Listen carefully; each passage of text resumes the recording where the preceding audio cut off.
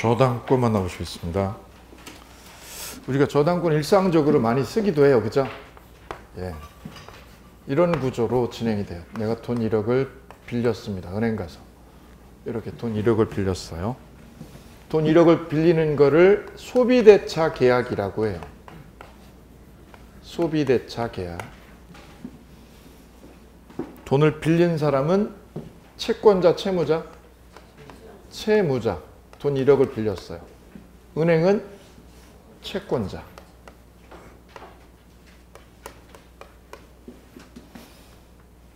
이때 일반 채권자는 그냥 돈만 꿔주고 담보가 없는 거예요. 담보 자꾸 꿔준 거예요? 그냥 꿔준 거예요? 일반 채권자. 근데 은행은 담보를 잡죠. 부동산을.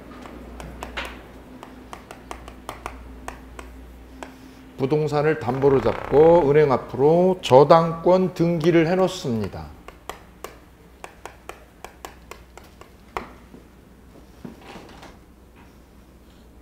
그러면 이렇게 저당권 등기를 해놓은 까닭은 뭐를 받기 위한 목적? 1억, 돈 받는 게 목적이죠.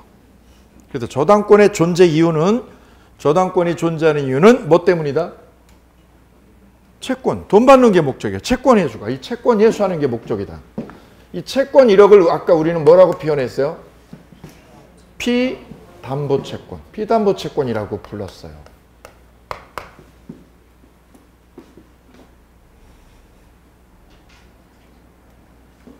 그럼 이 저당권은 채권이 이거 돈을 받기 위해서 저당권이 존재하는 거니까요. 이걸 다 갚아버리면, 채무자가 이걸 싹 갚아버리면 저당권이 있을까요? 사라질까요? 사라지죠. 없어지는 거지. 오케이. 빚 갚으면 사라져요. 그죠? 두 번째, 이 저당권은 언제 사라지냐면 얘 말고요. 얘 말고 뒤에 C라고 하는 전세권자가 저 집에 전세 살고 있다가 전세금 안 빼주니까요. 주인이 전세금 안 빼주니까 저 살던 집을 전세권자가 경매할 수 있나요? 경매할 수 있죠. 경매를 해버렸어. 그럼 얘가 경매를 하게 되면 저당권은 존속이에요? 사라져요? 사라져요. 얘가 경매한 게 아니라 누가 경매해도, 다른 애가 경매해도 저당권은 사라져요. 그래 아까 말씀드렸잖아요. 모든 저당권은 어떻게 돼요? 경매로 소멸해요. One more time. 모든 저당권은 뭐가 이루어지면? 경매가 이루어지면 사라지고요. 배당을 받는 거예요. 배당을. 순서에 따라서. 내가 1순위, 네가 2순위. 내가 먼저 배당금 받는 거야. 오케이? 그리고 존재해요? 사라져요? 사라져요. 그래서 은행은 감정평가를 잘 하셔야 돼요. 왜요? 내가 꿔준 게 얼마인데 지금? 1억인데 이게 잘못해가지고 감정평가를 해요. 감정평가를. 저걸 잘못해가지고 1억인데 저 집의 평가를 3억으로 해버렸다. 3억으로 해버렸다. 실제 보니까 이게 1억도 안 되는데. 그러면 돈을 못 받을 수 있는 거죠. 예, 그래서 경매가 되면 사라지기 때문에 저당권은 이거예요, 이거. 배당금. 배당금에서 얼마만 떼가는 거예요? 1억만 떼가게 되는 거예요, 1억만. 그리고 없어지게 되는 거죠. 자, 이때 저당권이 태어나려면, 이 저당권이 태어나려면 뭐가 일단 존재해야 되는 거예요? 채권이요. 채권이, 피담보 채권이 존재해야 저당권이 존재하죠. 이거를 뭐라고 하냐면 부종성이라고 그래요. 맨 밑에 보아요. 저당권의 성질에 1, 2, 3 있죠. 1번 볼게요. 1번. 저당권은 약정담보물권이고 경매 실행에서 우선 변제를 받는 거예요. 약정담보물권의 동그라미요. 약정이 뭐예요? 계약으로 생기는 거예요. 반면에 유치권은 약정이에요. 법이 정한 거예요. 법이 정해놓은 담보물권, 이름하여 법정담보물권이라고 불러요. 두 번째요. 목적물의 점유를 요소로 하잖아요. 저당권은 점유를 해요, 안 해요? 이 부동산을? 안 해요. 점유는 누가 해요? 집주인이 하는 거지. 은행은 점유하지 않아요. 이게 특징이에요, 별표. 저당권은 뭐를 요소로 하지 않는다? 점유를 요소로 하지 않는 거예요. 은행은 저 아파트 점유하지 않아. 오케이? 별 3개. 따라서 목적물의 사용권, 수익권, 처분권은 여전히 누가 쥐고 있어? 누가 쥐고 있어? A. A를 뭐라고 그래요? 저당권 설정자. 같이 불러볼까요? A를 뭐라고 불러요? 저당권 설정자. 설정자가 누구요? 아파트 주인. 은행은 그럼 뭐라고 그래? 은행은? 저당권자라고 그래. 은행은 저당권자. 이거 바뀌면 난리 나는 거지. 대출 받은 사람을 뭐라고 불러요? 설정자. 대출해준 은행은 저당권자. 오케이. 그럼 이 아파트에 대한 사용은 누가 하는 거예요? 사용은 경매할 때까지요. 이 집 경매할 때까지는 누가 사용해요? 설정자가 여전히 집을 사용하는 거지. 집 점유도 누가 해요? 점유도 설정자가 하지. 그럼 은행은 점유해 안 해요? 저 집 안 하죠. 은행은 그럼 뭘 지배하고 있어요? 은행은 저 집에 대해서 뭘 지배하고 있어요? 뭘 장악하고 있어요? 처분권을. 집에 대한 뭐를요? 처분해서 경매가 되잖아요. 그죠? 그걸 은행이 쥐고 있는 거지. 집 사용 수익은 누가 그대로 하는 거예요? 사용 수익은? 설정자가 그대로 하는 거죠. 경매 들어올 때까지 얘가 사용하는 거예요. 근데 경매가 들어오면, 이 집에 경매가 들어오면 얘는 사용해요? 사용을 못해요? 예, 못하는 거지 이제. 경매로 넘어가니까. 그때까지는 집에 대해서, 이 집에 대해서 사용 수익을 누가 다 하고 있어요?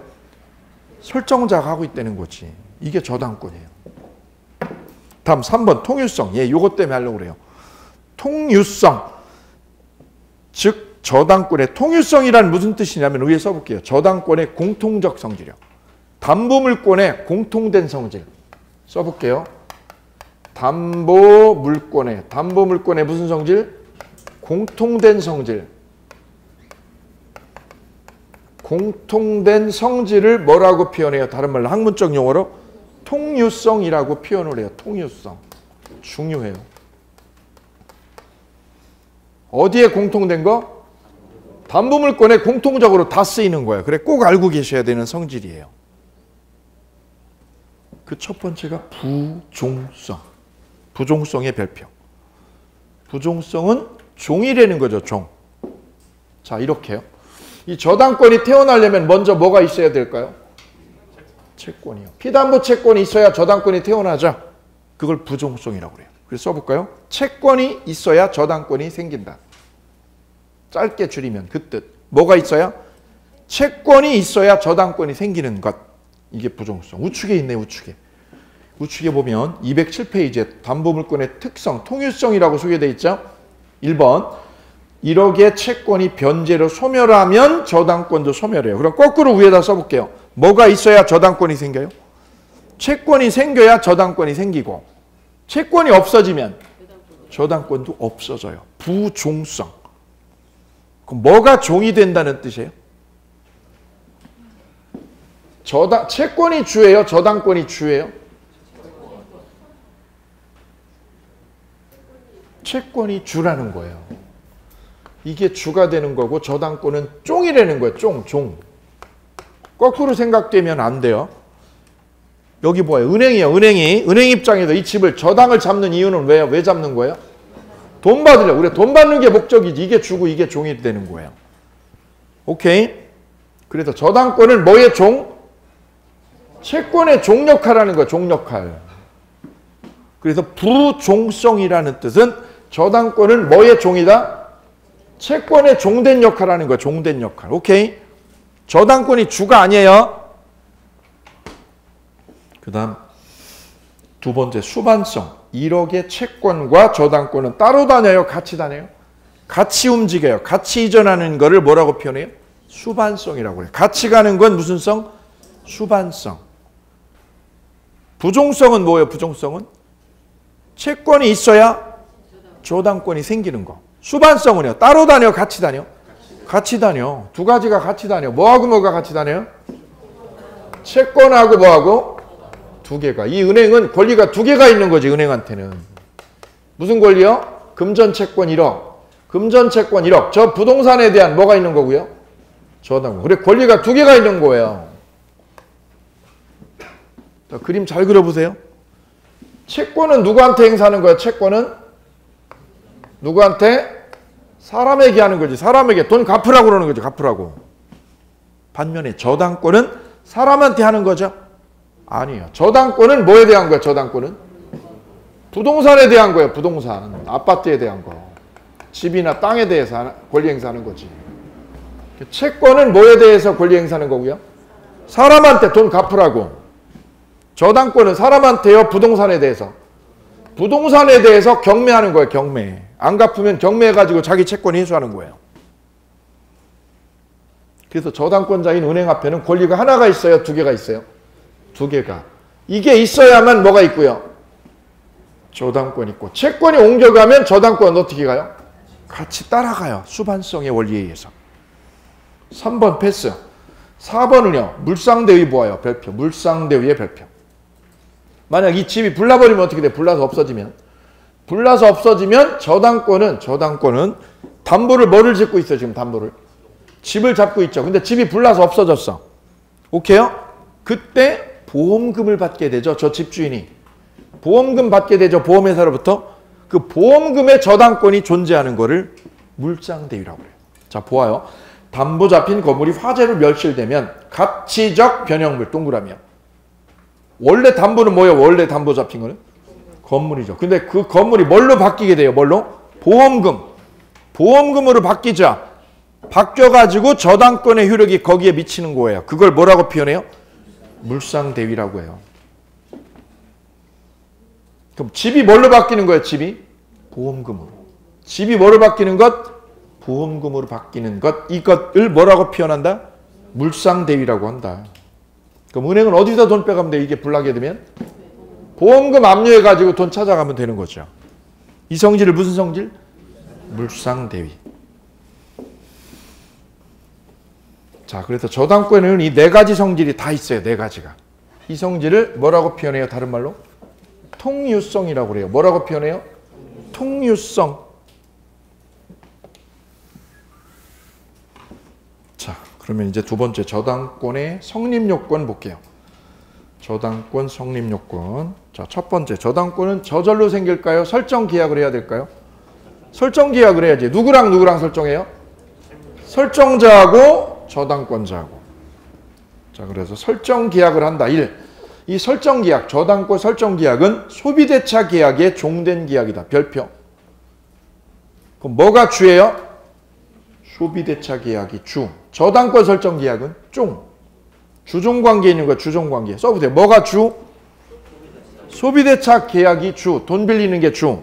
저당자 설정하는 거는 종된 계약. 저당권 설정 계약. 그 은행 가서 대출 받으려면 계약서를 몇 개를 써야 될까요? 계약서 몇 개 써? 여기 보여요.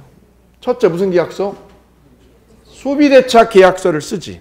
그죠? 원금 1억, 이자는 얼마. 채무자 누구? 채권자 누구. 무슨 계약서?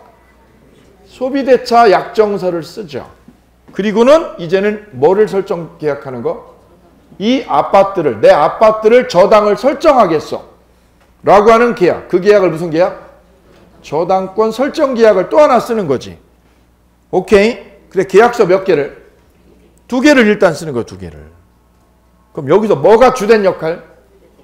주, 이게 종. 거기서 중요한 단어가 쌍괄호 2번이에요. 저당권 설정 행위는 처분 행위입니다. 별 3개요. 내 집에다가 뭘 설정하는 거? 내 집에다가 저당을 설정한다는 뜻은 뭐를 했다는 거예요? 저당을 설정했다는 뜻은 이런 뜻. 여기 뭐예요? 내 집을 돈 1억을 빌리고요. 흥부가 돈 1억을 빌리고 흥부가 돈이 필요해서 아파트를 은행에다 저당을 잡혔다. 이 뜻은 무슨 뜻? 처분권을 은행에 줬다는 거예요. 쓰세요. 뭐를 줬다? 처분 권한을 은행에게 넘겨줬다. 뭐를 넘겨줬어요? 처분 권한을 은행에게 줬다는 거예요. 무서운 거죠. 저당을 잡혔다는 건 무서운 거. 왜요? 집 처분하라고 준 거예요, 은행한테. 빚 갚으면 못 갚으면? 못 갚으면 집을 뭐 하세요? 경매로 처분하라고 주는 게 저당 설정이에요. 오케이? 따라서 저당권 설정 행위는 무슨 행위다? 처분 행위라고 하는 이유가 이거예요. 그러려니 집에 저당을 설정하기 위해서는 이 집에 뭐를 가지고 있는 사람만? 처분권. 처분권을 쥔 사람만 은행에서 설정을 할 수 있는 거예요. 오케이? 그래서 저당권 설정 행위는 무슨 행위에 속하기 때문에요? 처분 행위이기 때문에 뭐가 필요하다? 처분 권한이 필요하다. 별표. 따라서 남의 집에 설정한 저당권은 유효 무효? 무효다. 왜? 처분 권한이 없으니까 남의 집은. 되셨나요? 그럼 이 집의 처분권은 누가 지고 있는 거야 이제? 은행이 지고 있는 거, 은행이. 그래, 못 갚기만 하면 경매할 수 있는 거야. 소송하고요, 소송 안 하고? 안 하고. 왜요? 이미 설정 계약 할 때 다 들어있는 거, 그 속에. 무서운 거죠, 그러니까. 두 번째, 당사자. 저당권 설정자와 돈을 빌려준 저당권자. 두 사람이죠? 설정자는 누구? 집주인. 돈 빌려준 은행은 저당권자. 둘이죠? 이때 2번 보아요. 저당권 설정자는 보통은 돈을 빌려준 채무자죠. 채무자만, 돈을 빌린 채무자만 되는 게 아니라 누구도 가능해요? 제3자도 돼요. 별 3개. 제3자가 누구? 물상보증인이 된다는 거지. 그게 시험 문제. 채무자 시험 안 나와요. 저당권 설정자는 채무자만 돼요? 제3자도 돼요? 걔가 물상보증인이야. 보증인이 누구? 우리 아빠. 돈은 아들이 빌리고, 돈은 누가 빌리고요? 아들놈이 빌리고, 보증은 누가 서고요? 아빠가 서고, 아빠가. 그럼 대출은 누가 일으킨 거예요? 대출은? 아들이 일으킨 거죠, 아들이. 아들이 일으키고, 설정은 누가 한 거야, 설정은? 아빠가. One more time. 지금 달라지는 거예요? 뭐하고 뭐가 달라지는 거예요?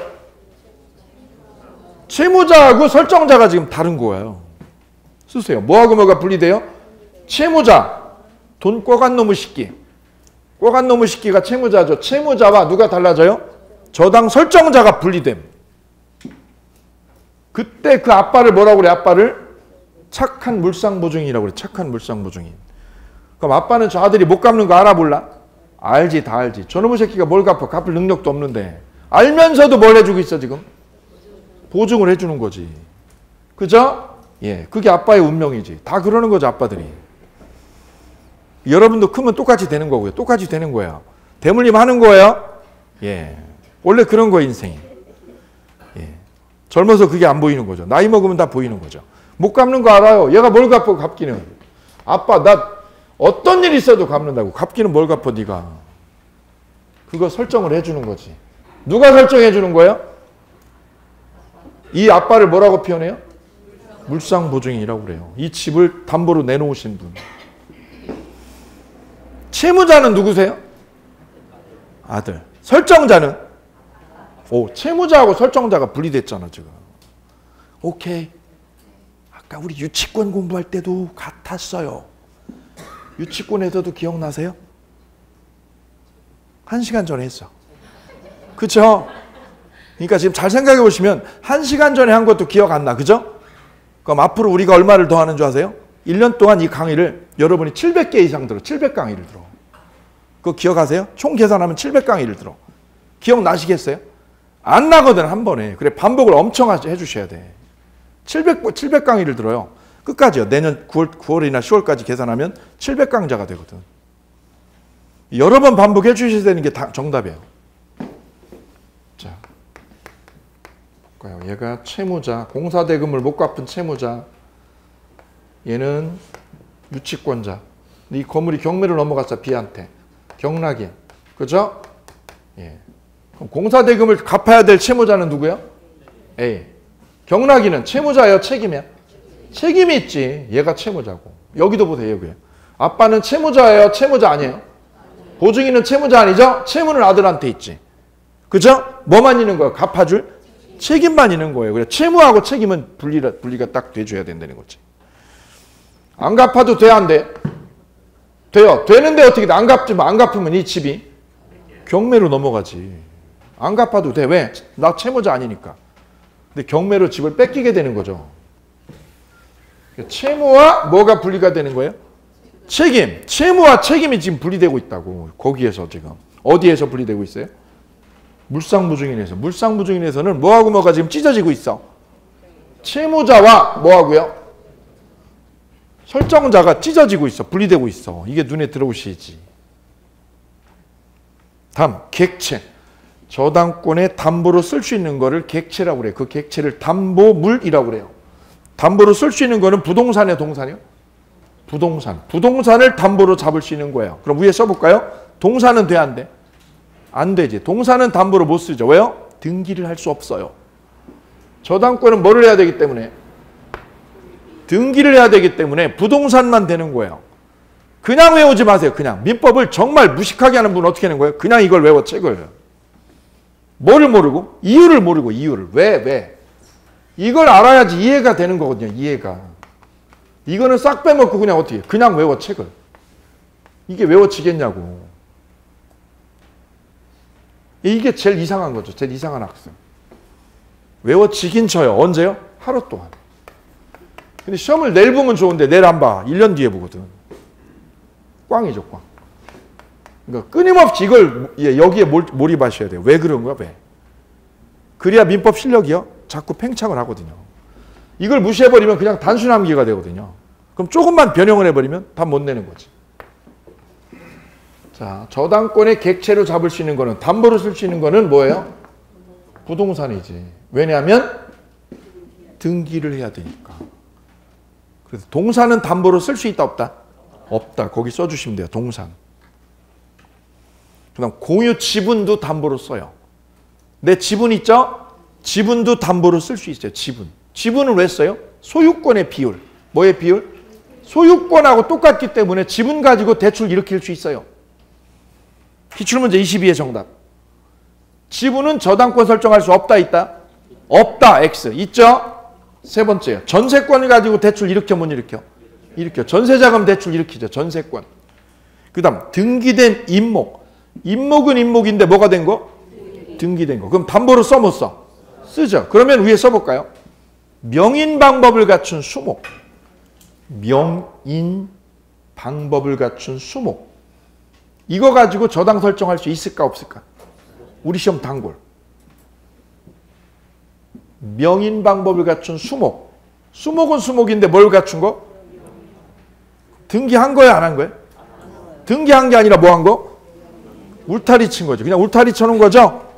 펜스 치고. 그럼 등기한 게 아니죠? 그럼 저당권의 객체가 될 수가 없죠. 우리 시험 단골. 여기서 그래서 길을 찾으면 돼요. 저당권의 담보를 쓸 수 있는 거는 뭐가 될 수 있는 거? 등기나 등록을 할 수 있어야죠. 자동차는 돼야 안 돼요. 돼요. 왜요? 등록을 하면 되잖아. 등록을. 다음 네 번째요. 저당권 등기. 저당권은 점유를 하면 돼요. 등기를 해줘야 돼요. 등기요. 등기가 요건입니다. 등기. 그래서 저당권은 저당권의 성립의 성립 요소입니다. 저당권의 성립 요소 볼게요. 저당권의 성립 요소 써볼게요. 첫째는 뭐가 있어야 돼요? 저당권 무슨 계약? 설정 계약. 저당권 무슨 계약? 설정 계약. 계약만 하면 돼요? 등기까지 해야 돼요? 등기. 저당권 등기까지요.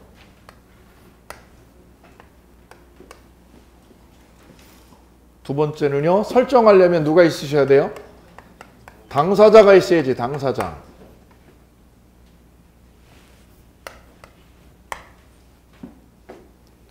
당사자는 누구하고 누구?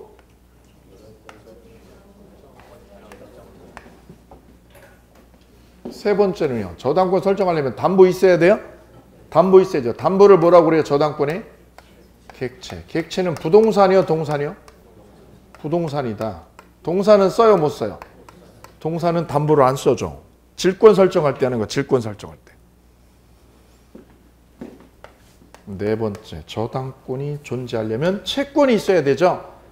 그죠? 1억의 채권. 그 1억의 채권을 뭐라고 표현해요? 우리가? 무슨 채권? 피담보 채권이 존재해야 된다. 내가 빌린 1억. 저당권이 태어나려면 이 네 가지가 필수적으로 존재해야 돼. 네 가지가.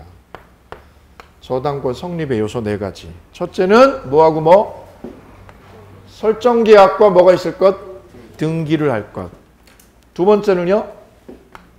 당사자. 전 이걸 따로따로 했어요. 그죠? 책엔 따로따로 했죠? 이걸. 그 다섯 가지가 되죠. 근데 묶으면 하나지. 묶으면 하나. 세 번째는요? 담보가 있어야죠. 담보. 담보가 되는 물건을 뭐라고 표현해요? 객체. 담보라고도 쓰고 객체라고도 써. 그러면 저당권이 일단 뭐가 있어야 되니까요? 채권이 있어야 되니까 그 채권을 우리는 뭐라고 표현해요? 법리적으로? 피담보 채권. 근데 이게 내가 빌린 돈 1억이란 말이야. 이걸 왜 피담보 채권이라고 했는지 아세요? 이걸 원금이라고 하면 되는데 원금이라고 하질 않아. 왜요? 1억이 그대로 있어요? 불어나. 불어나거든. 못 갚으면 이자 못 갚으면 계속 불어나죠. 그래 이걸 뭐라고 표현해요? 원금이라고 하지 않고 뭐라고 표현해요? 피담보 채권이라고 붙이는 거. 왜요? 불어나니까 점점. 한 달 뒤에 가면 또 바뀌어 있어 이게. 1억이 아니야. 그래서 요 1억을 1억이라고 표현하지 않고 뭐라고 표현한다? 피담보 채권이라고 표현한다. 오케이. 다음 저당권의 효력. 뒤로 넘어가 볼까요? 위에 맨 위에 피담보 채권 있는 거 한번 읽어볼게요. 갑이 집을 담보로 은행에서 1억 원을 빌린 경우 그 1억 원을 저당권에 뭐라고 그래요? 피담보 채권이라고 한다. 이때 이자를 갚지 못하면 원금의 뭐까지요? 이자도 피담보 채권에 합산되죠. 그래서 피담보 채권은 고정되어 움직여요. 점점 불어나는 거예요. 그래서 피담보 채권이라고 그러지 원금이라고 하지 않는다. 두 번째, 은행 입장에서는 1억 원이 뭐가 되는 거예요? 피담보 채권. 채무자 입장에서는 1억 원이 피담보 채무가 되는 거지. 오케이. 은행 입장에서는 뭐가 되고요? 피담보 채권. 채무자 입장에서는 피담보 채무. 그럼 얼마를 갚아줘야 된다고? 예, 상반된, 서로 상대적인 관점에서 바라보고 있는 거예요. 다음, 저당권의 효력 보실게요. 저당권의 효력. 이렇게 해서 저당권이 생기면 저당권은 어떤 효력이 생기는지요. 저당권의 효력 부분 볼게요. 효력.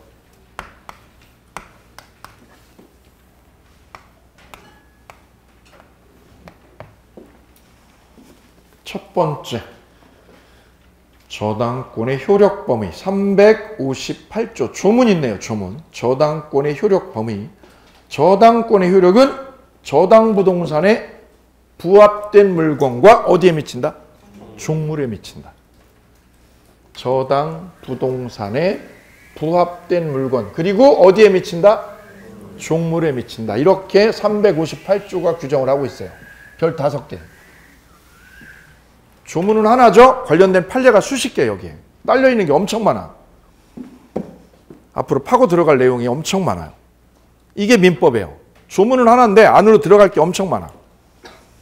자, 그럼 우리가 파악해줘야 되는 거는 이거예요. 자, 가령 이렇게요.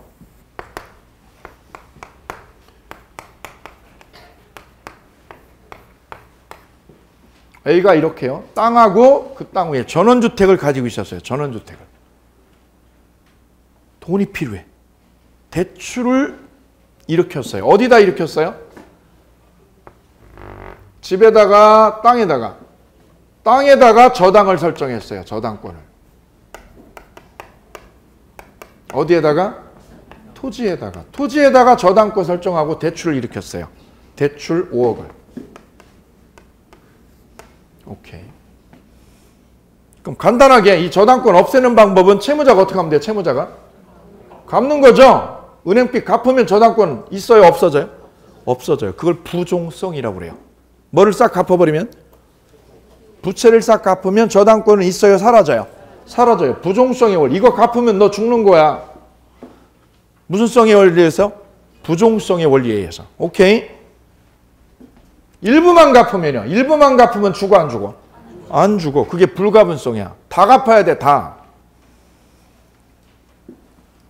자, 이때 못 갚게 되면요. 이걸 채무자가 상환을 못하게 되면 저당권자는 그냥 두나요? 경매하나요? 은행은 경매를 하죠. 그러면 지금 담보로 잡은 게 뭐예요? 담보로 잡은 게? 토지죠. 이게 담보죠. 담보. 그럼 이걸 낙찰자가 가져가겠네. 그죠? 낙찰자가 가져가. 낙찰자가. 뭐를 가져가요? 토지를 낙찰자가 가져가겠네. 그럼 낙찰자는 땅만 가져가야 땅에 붙어있는 것도? 붙어있는 거. 붙어있는 거를 부합물이라고 그래요. 부합물과 뭐까지요? 종물까지 낙찰자가 가져가요. 오케이? 부합된 물건, 동그라미. 부합된 물건을 뭐라고 표현해요? 부합물, 동그라미. 나아가서 뭐까지 가져가요? 종물도 가져가요. 종물. 자, 그러면 이 전원주택 주인이 여기다가 나무를 심었어. 나무를 여기다가. 이 대지에 나무를, 사과나무를 여기다가 100그루 심었어. 이분이 한 말 있잖아요. 내일 지구가 멸망해도 나는 사과나무를 심어야 되겠어. 이러면서 사과나무를 심었지요. 그리고 나무 심고 옆에 공간이 좀 있어가지고 옆에다 배추를 심었어요. 배추. 보이시나요? 배추 봐세요. 배추가. 그럼 낙찰자는 이 나무 가져가 못 가져가? 왜요? 사과나무를 토지에 뭘로 봐요? 토지에? 부합물로 본다. 이게 부합물. 배추는 부합물이에요? 별개야? 별개지 배추는. 이 배추는 토지에 정착물이지만 정착물은 맞죠?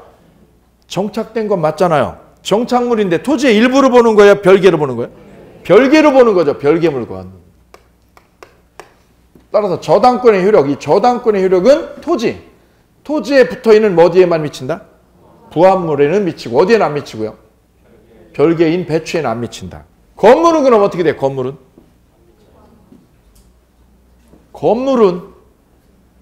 부합물일까 아닐까? 별개다. 공부했잖아 우리.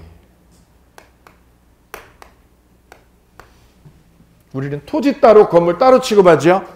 따라서 낙찰자는요. 낙찰자가 가져가는 거는 뭘 가져가는 거예요? 땅하고 이 땅 있죠. 그죠? 땅 가져가고 뭘 가져가게 되는 거예요?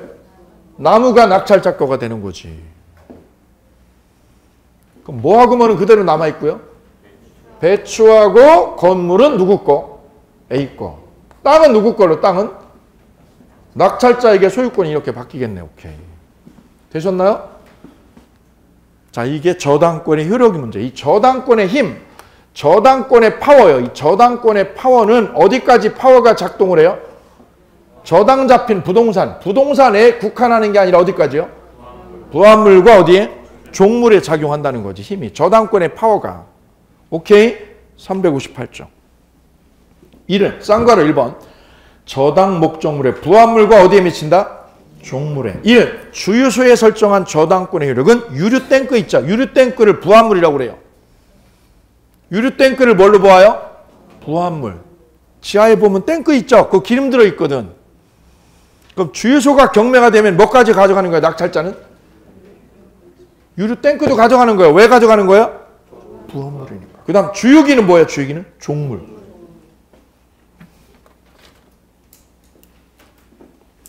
3번 보아요. 쌍괄호 1번에 3번. 과수원 토지에 설정한 저당권의 효력은 설정을 어디다 했습니까? 과수원. 과수원에 설정했죠? 설정 전에 심은 사과나무. 거기 동그라미 해보세요. 사과나무 언제 심은 거? 설정 전에. 거기 써보세요. 700그루. 700그루 써보세요. 700그루. 설정 후에 은행에다가 저당 설정하고 또 심었어. 1000그루. 그럼 설정 전에는 설정할 때는 몇 그루만 있었어?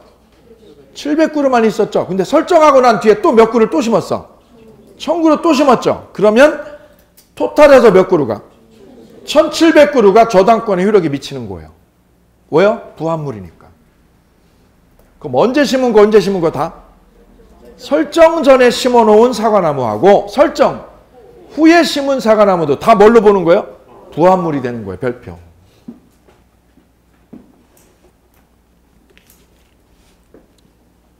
그런데 쌍괄호 2번 별개 물건의 따옴표. 별개 물건에는 효력이 미친다? 미치지 않는다? 미치지 않는다. 1항 저당 토지 위에 건물 있죠. 건물. 건물엔 효력이 작용해요? 안 해요? 안 해요. 건물이나 위에 있는 창고는 어떻게 돼? 창고. 창고는 효력 작용해요? 안 해요? 여기 창고. 창고도 별개죠. 두 번째, 명인 방법을 갖춘 소목의 집단. 뭐를 갖춘 거? 명인 방법을 갖춘 소목의 집단은 땅의 일부예요? 땅하고 별개요? 땅과 별개지, 별개. 세 번째, 동그라미 3번 보아요. 모텔 건물에 설정한 저당권의 효력은 모텔의 뭐한 부분? 증축한 부분 동그라미야. 모텔을 증축을 했어. 거기 그림 그려보아요. 여기가 모텔. 여기다가 국민은행 앞으로 대출 받았습니다. 이렇게 20억을. 잘 되니까 주인이 어떻게 했을까? 증축을 했죠. 이만큼을 증축을 했어요. 방 많이 들였어. 그죠? 그랬다 이 40억을 못 갚게 되면 은행은 그냥 둬 이걸 경매를 해요. 모텔 경매가 되죠. 그럼 낙찰자는 원래 모텔만 가져요? 증축한 데도 가져? 원래 설정할 때는 여기만 있었죠. 여기를 뭐라고 표현해요? 기존 건물. 여기를 무슨 건물? 기존 건물. 여기는 뭐라고 표현해요 그러면? 증축 부분. 새로 지은 부분은 무슨 부분? 증축 부분이라고 표현하죠. 그럼 낙찰자가 가질 건 어느 거 가져요? 기존 모텔만 가져요? 증축한 데도 가져? 거기 잘 보세요. 독립성을 가졌냐 못 가졌냐 이걸로 결정돼요. 이 증축한 데가 기존 건물하고 뭘 갖게 되면 독립성을 가지게 되면 이거는 부합이 아니라 별개 물건이에요. 부합이 되는 거예요? 별개요? 별개가 되는 거고요. 독립성이 없어요. 뭐가 없어요? 독립성이 없으면 뭐가 된 거예요? 부합이 일어난 거예요. 부합. 그럼 뭘 따지는 거예요? 핵심은?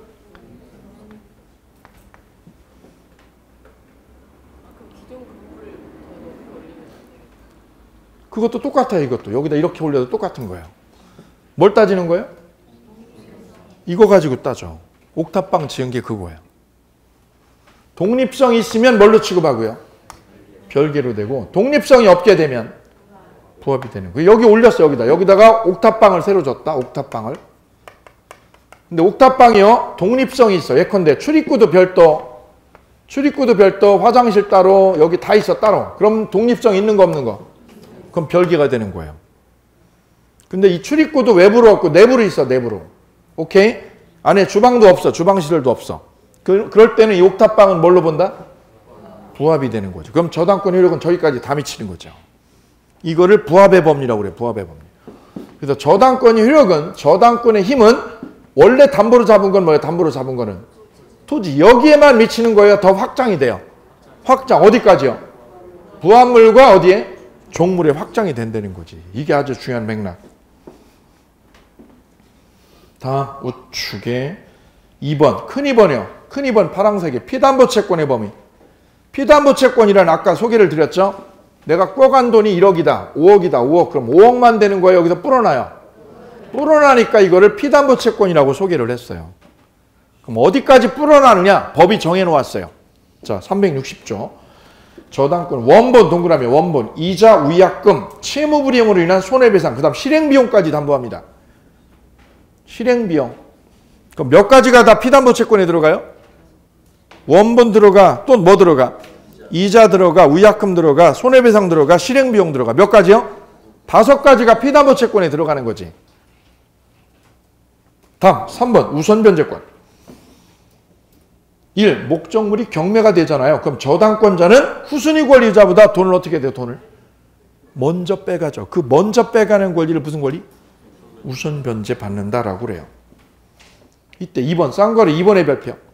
1번 저당권, 전세권, 2번 저당권 순으로 있는 건물이 경매가 되면 저당권 어떻게 되냐면 모두 소멸해요. 존재해요. 모두 소멸해요.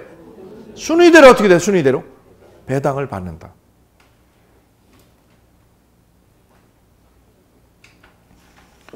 다음 밑에 3번 경매의 종류. 담보 없이 돈을 빌려준 일반 채권자. 담보 받은 거예요? 담보 없이 꿔준 거예요? 없이 꿔준 일반 채권자는 경매하려면 저절로 경매가 돼요? 승소 판결해야 돼요? 써보세요. 여기다. 소송해야죠. 소송. 여기다 쓰세요. 소송 제기할 것. 대여금 반환 소송. 대여금 반환 소송해야 돼요. 변호사 사가지고. 그럼 돈 들자. 돈 들어 일단 변호사한테 소송 맡겨야 되니까. 그죠? 그리고 어디다 소송을 해요? 어느 거 경매하는 거예요? 채무자의 어느 재산이? 일반 재산. 일반 재산이 뭐예요? 전 재산. 채무자 있는 재산 다 뒤지는 거야. 다 뒤지는 거야. 그래서 하는 경매를 무슨 경매? 강제 경매. 그럼 이건 누가 한 거예요? 일반 채권자가.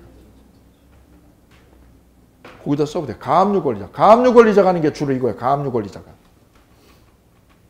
두 번째. 담보 잡고 돈을 빌려준 저당권자. 은행이죠. 얘는 판결해요? 판결 없이요?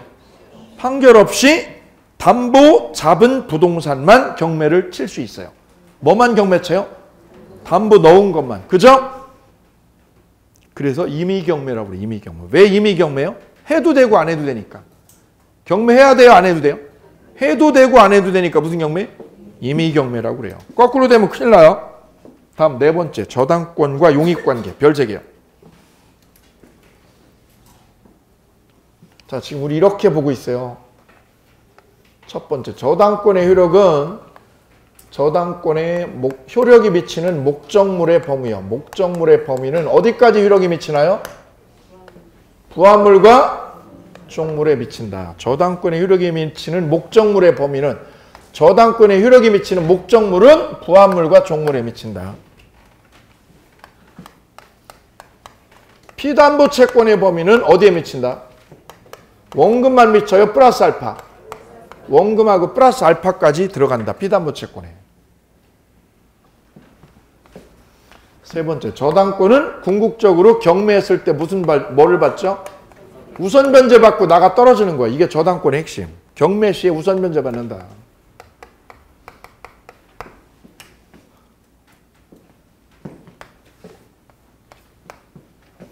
네 번째, 저당권하고 무슨 관계?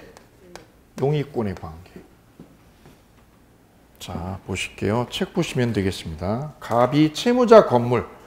A가 1순위 저당권, B가 전세권. 그럼 누가 선순위? A가 저당권, B는 전세권. 얘가 선순위죠.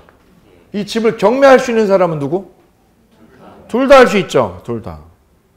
오케이? 이때 만약 이 전세권자가 사는 집을 경매를 했다. 그럼 저당권은 존속이에요? 소멸해요? 소멸해요. 얘 소멸해. 모든 저당권은 경매를 소멸하죠. 소멸하죠. 그럼 이 전세권자는 존속이에요? 얘도 없어져요? 얘도 없어져. 그럼 얘가 경매하면 어떻게 돼요? 얘가 경매하면 얘는 존속이에요? 소멸해? 소멸하죠. 나 계약기간 남아있는데? 나 계약기간 아직 남아있는데? 남아있으면 어떻게 돼요? 소멸해요. 그래도 소멸해. 전세권은 존속이에요? 소멸해요? 소멸해요. 왜요? 저당권보다 후순위잖아. 후순위. 그럼 배당에서는 몇 순위예요? 배당에서는 몇 순위? 2순위. 얘가 1순위, 얘가 2순위.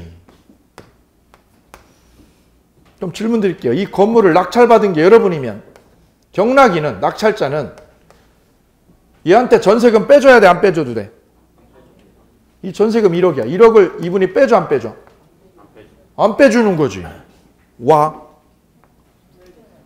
소멸해버렸잖아. 그럼 누가 세주인? 낙찰자가 세주인이죠. 세주인이죠. 낙찰자는 내가 세주인이니까 건물에 뭐가 된 거예요? 건물에? 소유자가 됐죠. 근데 이 집에 누가 살고 있어? B가 살고 있어. 흥보가. 나 갈 데 없다고 2개월에. 더 가슴 아픈 거는 낙찰가가 떨어져가지고 이거 들어갈 때는 이게 5억이었어. 오케이? 얘 선순위 저당권자가 4억.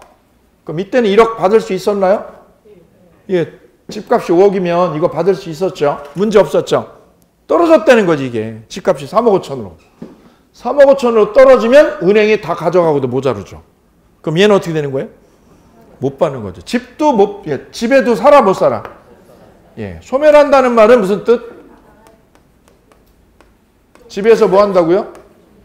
쫓겨난다는 거예요. 쫓겨난다. 이 집에 쫓겨나. 소멸해. 배당에서도 어떻게 돼? 배당에서도. 밀리니까 이게 만약에 집값이 3억 5천이 되면 이거 돈도 못 받는 거지. 가슴 아픈 거지. 이걸 깡통 전세라는 거지, 소위. 그죠? 예. 위험이 있는 거죠, 위험이 있는 거. 이게 기억이에요, 기억. 그럼 반대로 니은 해볼게요. 니은은 이게 거꾸로 되면 어떻게 될까요? 전세가 앞에 있게 되면 여기에 전세권, 뒤에 누가 있고요? 저당권 이렇게 있게 되면 누가 선순위? 전세가 선순위, 저당권이 후순위죠. 이때 저당권자, 은행이 이 집을 경매하게 되면 이 전세권은 살아요? 존속해요? 존속한다는 거지, 얘는. 얘는 존속하죠? 얘는 존속합니다. 뭐보다 빠르니까요? 저당권보다 선순위니까 존속하죠. 오케이? 존속합니다. 단 배당 요구하면 어떻게 돼? 배당 요구하면 소멸해. 배당 요구하면 받고 나가는 거예요. 그럼 배당 요구를 안 할 때만, 배당 요구할 때만 안 할 때만, 안 할 때, 배당 요구 안 할 때만 존속한다는 거죠. 뭐를 안 할 때만? 배당 요구를 했을 때 안 했을 때, 안 했을 때만 존속하는 거야. 그러면 낙찰자는 뭐 끼고 산 거야? 낙찰자는 전세 끼고 샀다는 거지. 전세금 끼고 얘가 인수했다 이런 얘기죠. 그러면 이 전세권의 운명이, 전세권의 운명이 여기서는 존속했어요? 소멸했어요? 소멸했어요. 여기서는 존속했어요. 그 운명을 누가 결정해요? 저당권이. 이 저당권을 우리는 뭐라고 그래요? 말소 기준권이라고 그런다. 무슨 권리? 말소 기준 권리요. 얘가 기준이 돼, 기준이. 여기서는 누가 기준? A 저당권. 이 저당권이 바로 무슨 권리? 말소 기준 권리라고 합니다.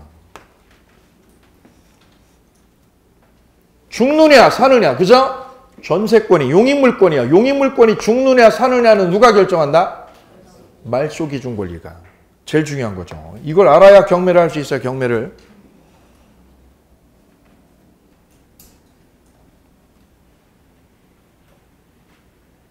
그래서 저당권하고 용익권의 관계에서는 뭘로 결정이 되는 거냐 이게. 뭘로 결정이 되는 거예요? 등기의 선으로. 무슨 선으로? 등기의 선으로 결정이 나는 거야. 판가름. 얘가 빠르면 살고 이게 빠르면 살고 이렇게 늦으면 죽는 거죠. 뭐의 선으로? 등기의 선으로 판가름이 난다. 구체적으로는요. 얘가 죽느냐 사느냐는 뭘로 결정된다? 말소 기준 권리. 거기다 말소 기준 권리를 찾아라. 오케이. 그럼 이거는 존속이에요. 여기서는 없어져요. 전세권이 없어지죠? 소멸하니까 이걸 뭐라고 그래요? 삭제주의라고 그래요. 무슨 주의? 삭제주의가 적용이 된다라고 그래요. 삭제주의. 없어지는 거예요. 없어져. 여기는 없어져요. 존속이에요. 그래서 낙찰자가 뭐 한다고 그래요? 인수한다고 그래서 인수주의라고 부릅니다. 무슨 주의라고 불러요? 인수주의. 이거는 무슨 주의? 삭제주의. 경매에서 아주 중요해. 이거 알면 경매 90% 끝.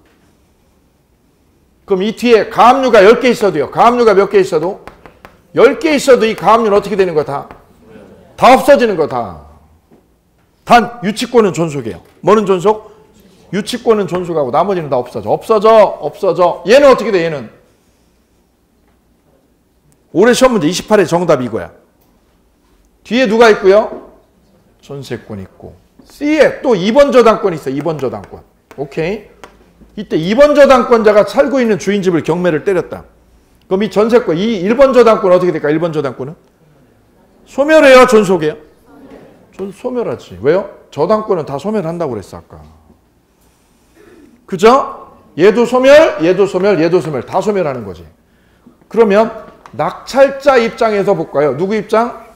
낙찰. 이 아파트 낙찰받는 낙찰자 입장에서는 어떤 상황이 되는 걸까요? 저당권, 1번 저당권도 1번 저당권 있어 사라져? 사라져. 전세권도 사라져. 2번 저당권 가압류도. 그러면 여기에는 아무것도 없는 완벽한 집이 생기는 거예요. 그래서 뭐가 앞에 있으면 1번 저당권. 이 1번 저당권이 앞에 있는데 뒤에 아무리 많아도 얘네들 걱정할 필요 없어. 뒤에 뭐가 있으면요. 가등기는 건 얘는 어떻게 돼? 가등기. 가등기는 거 어떻게 돼? 얘 가등기. 사라져. 뭐보다 뒤에 있으면. 오케이. 그럼 얘는 걱정할 거 있어 없어? 없어. 아무 걱정 없어요. 나 완벽한 깨끗한 집 인수한 거야. 깨끗한 집. 저당권 있는 집 없는 집? 저당권도 없고 전세도 있는 집 전세도 없는 집? 없고 전세도 가등기도 가압류도 다 없어지는 집을 내가 인수한 셈이 되는 거야. 오케이? 뭐가 다 죽여버려? 1번 저당권 얘를 다 죽이는 역할을 하는 거예요. 다 죽여. 이걸 알면 경매 90% 끝. 경매 90%.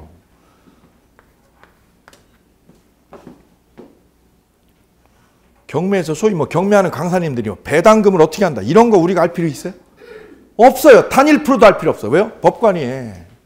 내가 궁금한 건 뭐예요? 이 전세권이 나한테 인수가 되냐 안 되냐지. 저게 얘가 배당을 얼마 받는지 나 관심 없음. 그죠? 이 가압류가 있느냐 없느냐 이게 중요한 거지. 얘가 배당 얼마 받냐고 나 몰라. 오케이. 뭐만 알면 돼요? 나한테 관심 있는 건 이거라고. 말소 기준 권리. 가압류가 요 앞에 있으면 어떻게 돼? 가압류가. 이놈의 새끼 가압류가 앞에 오면 어떻게 돼요? 얘가 말소 기준이야. 예, 말소 기준은 우리 저당권, 1번 저당권이나 가압류가 말소 기준이에요. 두 개. 적어보세요. 뭐하고 뭐? 1번 저당권하고 가압류가 말소 기준 권리가 된다. 오케이, 끝. 다음, 뒤로 넘어가시게 되면 제3취득자라는 게 기다리고 있네요. 찾으셨나요? 210페이지 5번에 제3취득자. 아주 중요해요. 별 5개. 저당권은요, 다 중요해요. 왜요? 골고루 다 나오거든요.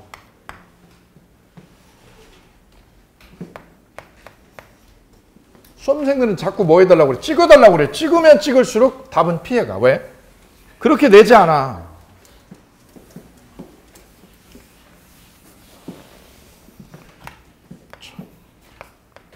제목조차 생경하지요? 뭐라고 표현을 해요? 제3취득자라고 표현을 해요. 제3취득자. 자, 우리 현실에는 이렇게 구성이 되어 있어요. 현실에는. 아파트 볼까요? 아파트에. 국민은행 앞으로 대출 이렇게 2억이 되어 있다고 해볼까요? 그리고 저당권이 여기에 설정되어 있어요. 이렇게 저당권. 이 집을 내가 매매로 살려고 그래요. 뭘로 살려고 그래요? 매매로 살려고 그래요. 내가 매매로 사, 매매로. 뭐가 있는 집을? 융자 있는 집을. 융자 없는 집, 있는 집을. 있는 집을 내가 매매로 사는 거죠. 2분의 1 제3취득자라고 그래요. 살 때 이미 뭐가 있을 때? 저당권이 없어요? 설정돼 있어? 저당권이 뭐한 집을? 설정된 부동산을 매수한 분. 이분을 뭐라고 표현한다? 제3취득자. 또는요. 저당권이 설정된 집을 뭐한 사람? 전세 얻은 사람. 두 분이에요. 두 분. 두 분을 묶어서 뭐라고 표현한다? 제3취득자. 대부분 집 사거나 전세 들어갈 때 보면 이렇게 돼 있어. 앞에 뭐가 돼 있어? 앞에요? 저당권이 없어요? 이미 설정돼 있어. 설정된 집을, 저당권이 설정된 집을 나는 어떻게 했어? 나는 샀고 얘는 샀어요? 전세 얻었어? 두 분을 묶어서 뭐라고 표현해요? 제3취득자라고 불러줍니다. 오케이. 둘 중에 하나는 무조건 시험 출제를 합니다. 200%.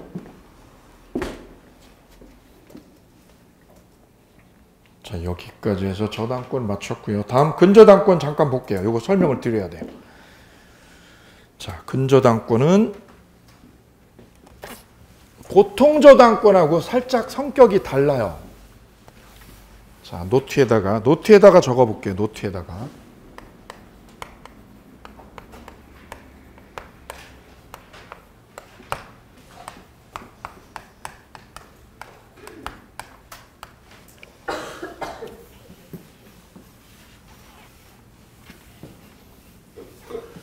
자, 보통 저당권은 이런 형태로 거래가 이루어집니다. 은행하고. 자, 내가 돈 1억을 빌렸다. 1억을.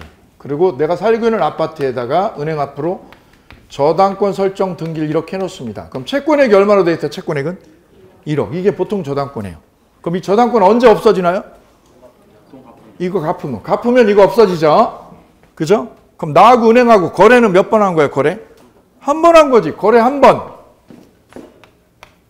거래 몇 번? 한 번 한 거예요. 얼마 빌리는 거? 1억 한 번 빌린 거지. 이게 보통 저당권이에요. 갚으면 없어지고 못 갚으면 어떻게 되고요? 경매하겠지. 은행이 경매해서 지 채권 회수하겠지. 오케이? 아까 이 전원주택 얘기 조금 더 할게요. 하나 이거 중요한 거 빠뜨리는 거예요. 자, 은행이 이 저당권자인 은행이 이 전원주택 부지를 담보로 잡고 5억을 빌려줬어요. 이거 상환 못하면 부채 상환 못하면 은행은 그냥 둘까 경매할까? 담보 잡은 땅을 경매하죠? 그럼 낙찰자가 땅을 가져가겠네. 그죠? 이때 건물은 땅의 일부야 땅하고 별개야. 그럼 땅은 낙찰자에게 인수가 되지만 건물은 인수되어 남아있어요. 누구 땅 위에? 낙찰자 땅에 이 건물이 남아있게 되네요. 그럼 이 건물은 호동이처럼 들어 못 들어? 지가 호동이도 아니고 못 들죠. 그럼 어떻게 해야 돼? 남의 땅을 뭐를 쓰게 돼요? 남의 땅이다. 건물을 쓰게 되죠. 그때 여기에 지상권이 생겨. 이 지상권을 무슨 지상권? 법정지상권이라고 그런다. 오케이. 누가 이걸 쓰게 되는 거야? 누가? 건물주가. 건물주 A가 남의 땅을 사용하게 되는 거예요. 토지와 건물이 동일인이었죠. 땅과 건물이 뭐였어요? 동일인이었다가 뭐만 바뀐 거야? 뭐만? 땅만 경매로 바뀌었어. 경매로. 땅만 뭐로 바뀌게 되었어요? 경매로 바뀌게 됐네. 경매로. 누구에게? 낙찰자에게. 그러면 누구한테 주는 거예요? 누구한테? 건물주 A에게. 건물주에게 이 땅에 대한 사용권을 줘. 사용권. 이 사용권을 무슨 지상권? 법정지상권이 건물주에게 생긴다. 이 지상권을 366조의 법정지상권이라고 소개를 해요. 366조의 무슨 지상권? 법정지상권. 200% 중에 아주 중요해요. 여기 판례 엄청 많습니다. 판례가. 언제 생기는 거예요? 땅과 건물이 뭐였다가? 동일인이었었어요. 동일인이었다가 분리가 됐네. 분리가. One more time. 토지와 건물이 뭐였다가? 동일인이었죠. 동일인이었다가 어떻게 됐어요? 경매로? 분리가 됐어. 분리가.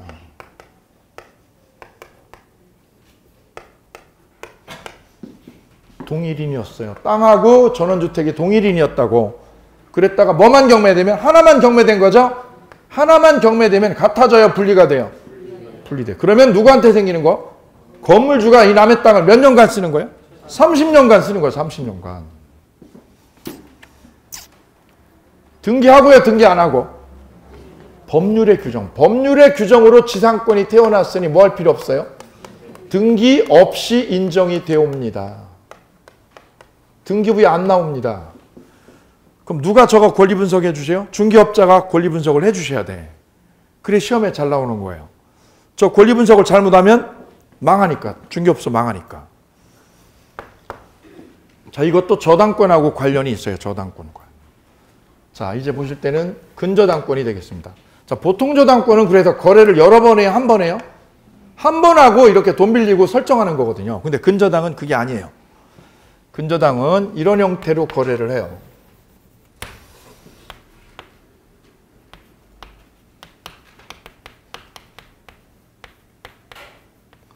채권 최고액이라는 거를 은행하고 저 채무자하고 정해요. 뭐를 정해놓아요? 채권 최고액이라는 걸 정해. 이걸 얼마로? 1억. 그래놓고 물품을 예컨대 외상거래를 한다. 채무자하고 이쪽하고요. 물품 외상거래를 트게 돼요. 외상거래를. 물품 외상거래를 하게 됩니다. 거래를 이걸 한 번 해요? 계속 해요? 계속적으로 하는 거. 계속거래. 물품 외상거래를 해요. 외상거래. 외상결제를 하는 거지. 그때 언제 그러면 외상거래하면 채무액이요. 채무액이라는 것이 고정될까요? 그때 변할까요? 채무라는 게 내가 쓴 거죠. 외상으로 쓴 금액. 채무액이 이게 널뛰기예요. 널뛰기. 널뛰기 한다는 말은 고정돼 있어요? 움직여요? 움직여. 여기서는요. 보통 저당권에서는 채무액이 얼마로 돼 있어요? 1억. 이게 고정돼 있지. 채무가. 근데 이쪽 근저당에서는 뭐 할 때마다? 거래할 때마다 갖다 쓸 때마다 뭐가 변하는 거예요? 채무액이 널뛰기해서 변한다는 거지. 즉 이게 증감변동이에요. 증감변동. 뭐가 증감변동한다는 뜻? 채무가 이게 변해. 그때 변해. 갖다 쓸 때마다 외상할 때마다 돈이 변하는 거야. 거래는 한 번 하고요. 계속하고. 그럼 거래할 때마다 근저당 설정을 해놓은 거야? 안 해놓은 거야? 안 해놓은 거야. 여기는 할 때마다 설정을 해야 돼. 그럼 설정비 들어 안 들어? 여긴 설정비가 들어. 내년에 설정하면 설정비 또 들어. 몇백 또 들어. 근데 여기는 어떻게 하는 거예요? 거래를 한 번 하는 거야. 아니 설정을 한 번 하는 거. 설정을 한 번 하고 거래는 어떻게 하고 거래는 계속 하는 거지. 대신에 뭐를 정해놓고요? 최고액을 딱 이걸 정해놓고 하는 거야.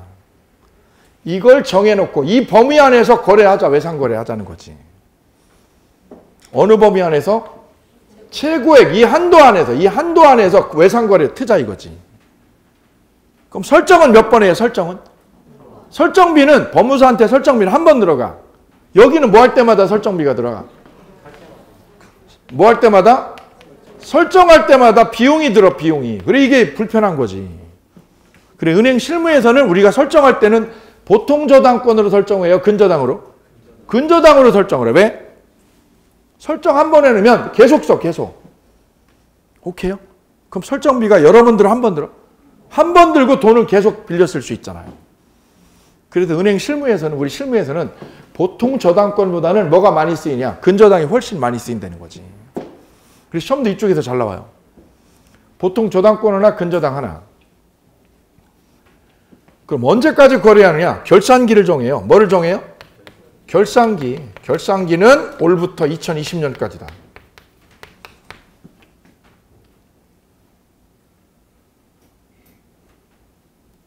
그래서 결산기의 즈음에서 돈을 이제 정하죠. 결산을 해서 마지막을 정리를 합니다. 채무액을.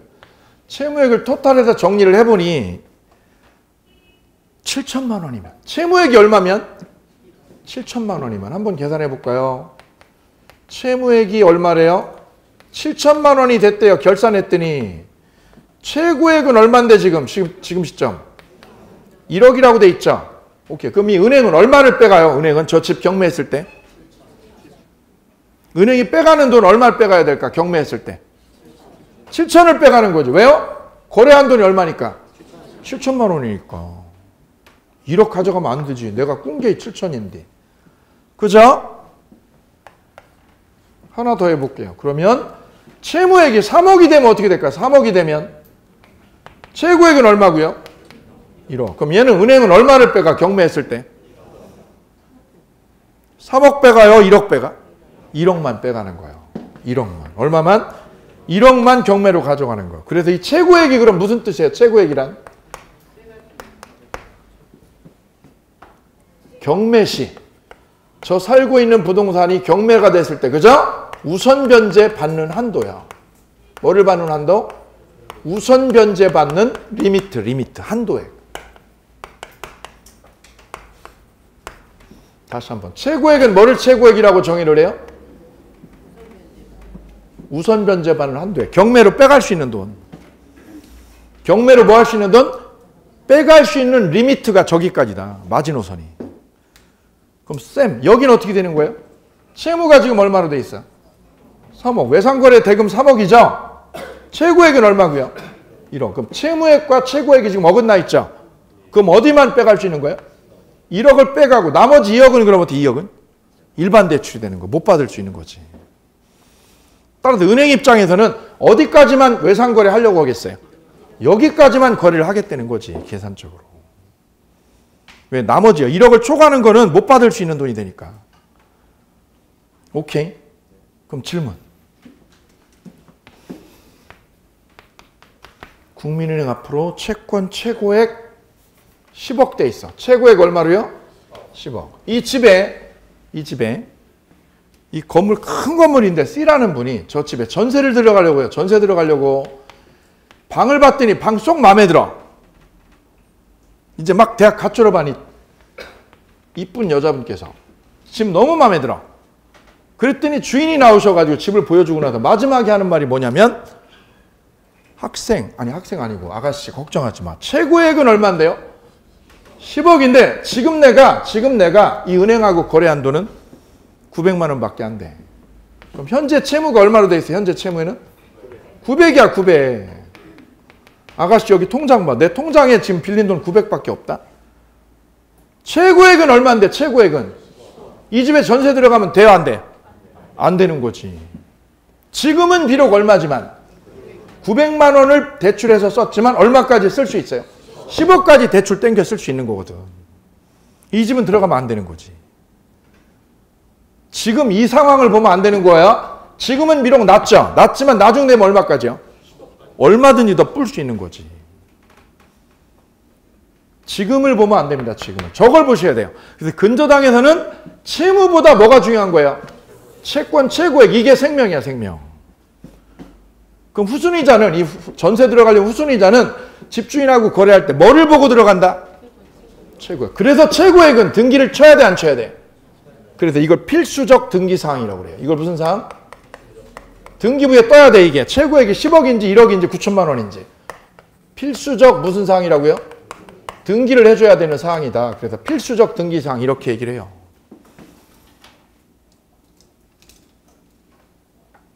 이자는요. 그러면 이자는 어떻게 됐냐? 저 최고액 안에 들어있어. 최고액 안에 뭐가 들어있어요? 이자가 여기에 포함되어 있다. 이자도 포함되어 있어요. 포함됨. 그럼 이자 등기할까요? 못할까요? 은행은? 이자 몇 프로인지 등기를 해요? 못해요? 채무액이 얼마인지 등기해 못해 이거? 채무액이 얼마인지 등기해 못해? 등기부에. 해요, 못해요? 못해. 왜? 그때 틀려. 그날 틀려. 마치 우리 공부하는 거랑 똑같아. 그죠? 오늘은 잘 됐다가 내일 되면 공부하기 싫어. 왜요? 널뛰기 해. 근저당으로 이게 고정돼 있어요. 지 마음대로야. 이게 너무 널뛰기를 해, 이게. 얘 믿을 수 없어. 우리 마음하고 똑같아. 그죠? 이자는 어디에 들어있다고, 이자도? 이 10억 안에 들어있어. 그럼 이자도 등기해, 못해? 이자도 등기 못해. 뭐만 등기하는 거, 그러면? 이것만 등기부에 뜨는 거예요. 최고액이라는 것만 등기부에 딱 떠 있어. 뭐가 안 떠 있고요? 채무액도 없고 이자도 있어, 없어? 이자도 등기부에 안 나와, 이것도. 오로지 뭐만 나와, 오로지? 채권 최고액이라는 것만 뜬다, 오케이. 근데 여기에서는요? 여기에서는 채권액이 떠 안 떠? 채권액이 떠 안 떠? 또 1억. 이자도 떠, 이자 몇 프로 이것도 또 등기하면. 오케이? 그래서 보통저당권하고 근저당권은 틀려요. 마지막 하나. 자.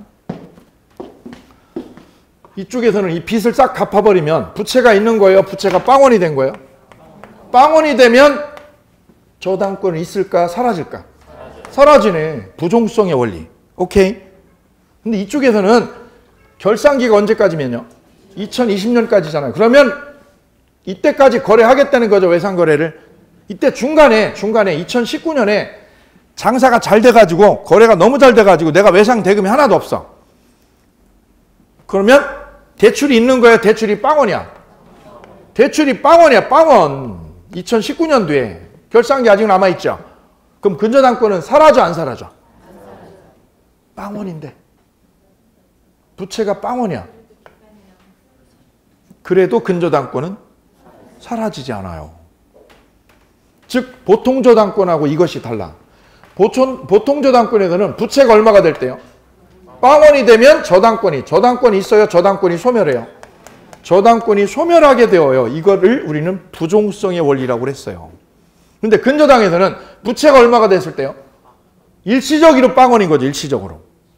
결산기 되기 전에 일시적으로 빵원이죠. 그럼 근저당권이 없어져요? 안 없어져? 안 없어져. 이 점에서 보통저당권하고 확연한 차이를 보여준다. 부종성이요. 부종성이 여기에 작동하지 않는 거예요. 뭐가 작동하지 않는다? 부종성이 작동해요? 인정 안 돼요? 인정돼요? 인정 안 돼요? 인정 안 되는 거지. 왜요? 이게 빵원돼도 결산기까지는 살아있어. 오케이. 자, 그런데 근저당에서 제일 중요한 거는 채무액이에요? 결산기예요? 채무액도 결산기도 아니야. 뭐만 기억한다? 채권 최고액. 오케이. 됐습니다. 이렇게 해서 물권법을 모두 마치셨어요. 자, 박수 치고 쉬겠습니다. 한 단어를 끝낸 거니까, 그죠? 예, 쉬었다가 계약법 좀 할게요. 계약법을.